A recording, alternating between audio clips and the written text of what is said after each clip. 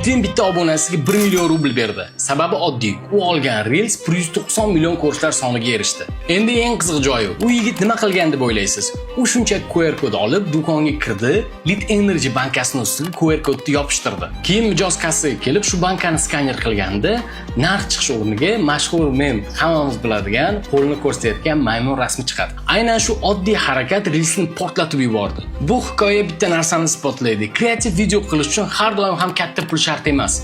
Eng muhim narsa bu ideya. Siz ham mijozlaringiz uchun katta budjetsiz, lekin katta natija beradigan g'oyalarni amalga oshira olasiz.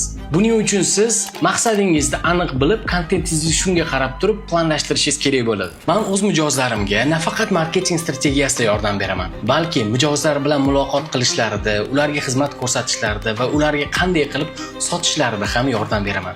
Agarda siz ham biznesingizni tizimli marketing agentsiyasiga topshirmoqchi bo'lsangiz, hoziroq bizga murojaat qiling.